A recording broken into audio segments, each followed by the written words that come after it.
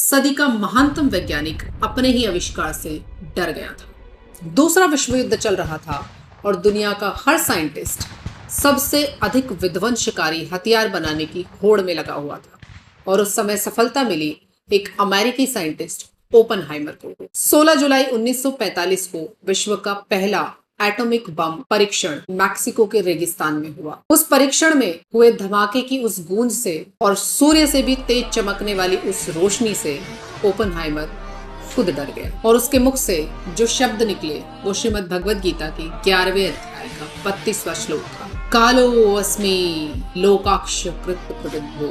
इस श्लोक में श्री कृष्ण अर्जुन को कह रहे हैं कि इस समय मैं स्वयं काल स्वरूप हूँ और लोकों का विनाश करने के लिए आया। सफलता और भय की उस चरम सीमा पर ओपनहाइमर के मुंह से निकला श्रीमद् भगवद गीता का ये श्लोक इस बात का प्रमाण है कि उन्होंने श्रीमद् भगवद गीता को बहुत गहराई से पढ़कर आत्मसात किया। और ये सत्य भी है कि केवल श्रीमद् भगवद गीता को पढ़ने के लिए ओपनहाइमर ने संस्कृत सीखी थी। उस विध्वंस को देखकर उन्होंने बाद में हाइड्रोजन बॉम्ब पर काम करने से मना कर दिया और इसलिए अमेरिकी सरकार ने उन्हें एंटी अमेरिकन और सोवियत जासूस बताया। और बाद में उनके साथ क्या हुआ ये हम सब जानते हैं। लेकिन जो बात हम नहीं जानते वो ये कि ओपनहाइमर ने खुद ये कहा कि उस विध्वंसकारी परिणाम को देखकर मुझे उस समय श्रीमद् भगवद गीता में वर्णित श्री विष्णु के उस काल स्वरूप के दर्शन हुए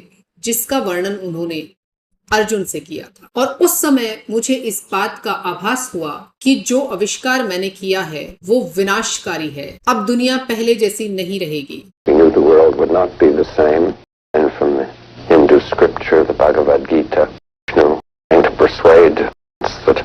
और इस बात का पछतावा मुझे जीवन भर रहेगा। लेकिन जब भी मैं श्रीमद् भगवद गीता को पढ़ता हूँ तो मुझे सुकून मिलता है ये सोचकर कि मैं केवल करता हूँ, केवल निमित्त मात्र हूँ। करवाने वाले वो श्री हरि विष्णु हैं। श्रीमद् भगवद गीता के बारे में ऐसे ही अनेकों प्रभावशाली प्रसंग अभी भी चर्चा के लिए शेष है। अगर आप में से कोई ऐसे ही किसी प्रसंग की चर्चा करना चाहता है तो साझा करें। जय सिया राम।